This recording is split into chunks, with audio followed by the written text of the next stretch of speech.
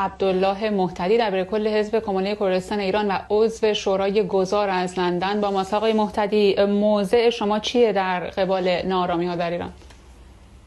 من قبل از هر چیزی به خانواده این جانباختگان در هر کجای ایران تسلیت میگم و همدردی میکنم.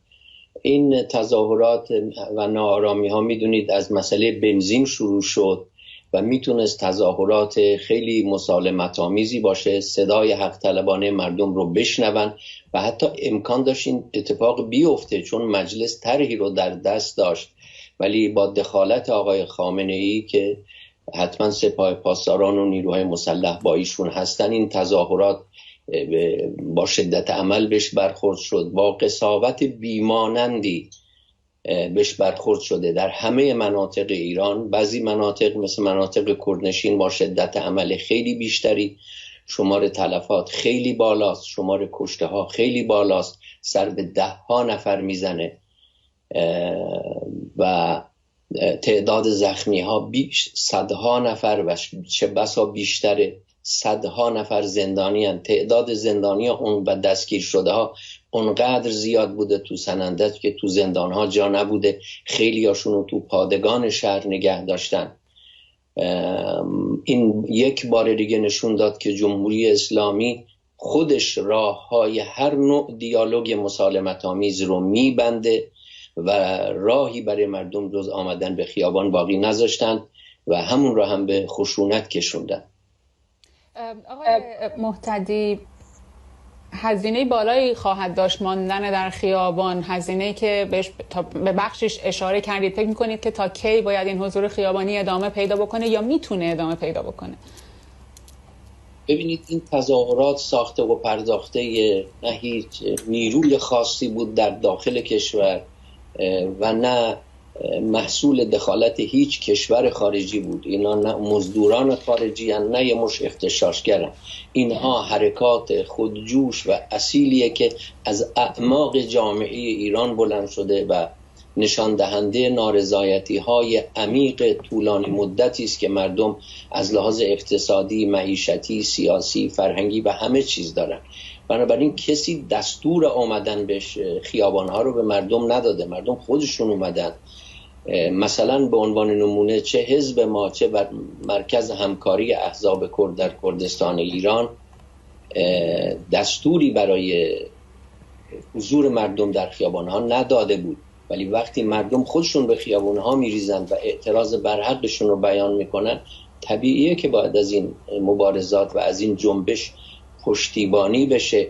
توجهتون رو جلب میکنم که احزاب کرد با دقت خاصی تلاش کردند که هیچ نوع خشونتی رو تشویق نکنند و نه تنها نکردند بلکه عکسش رو در اعلامیه‌های متعدد بیان کردند. با این وجود می‌بینیم که بیشترین خشونت‌ها رو در این منطقه نسبت به مردم کرد نشون دادن و البته از سالها پیش به خیلی خشن و امنیتی به کردستان برخورد کردن. من همیشه گفتم در برنامه‌های توسعه اقتصادی و آبادانی کردستان پایین ترین سهم، اما در اعدام‌ها سهم شیر رو داره، بالاترین سهم‌ها رو داشته همیشه و این بار هم با شدت برخورد کردن.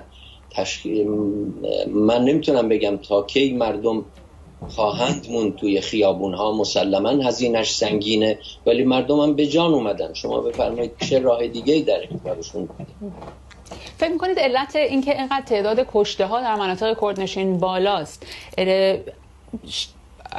گسترده تر بودن اعتراضات و راهپیمایی ها بوده یا شدیدتر بودن سرکوب؟ راهپیمایی ها و اعتراضات البته گسترده بوده تو مناطق کردنشین ولی در همه جای ایران بوده و البته در همه جا هم با شدت و قساوت برخورد کردن. ولی من فکر میکنم که یک سیاست طولانی مدت و 40 ساله جمهوری اسلامی است که همیشه برخوردهای شدید امنیتی توأم با کشتار و سرکوب و شکنجه و دستگیری و تیراندازی های بدون مجوز حتی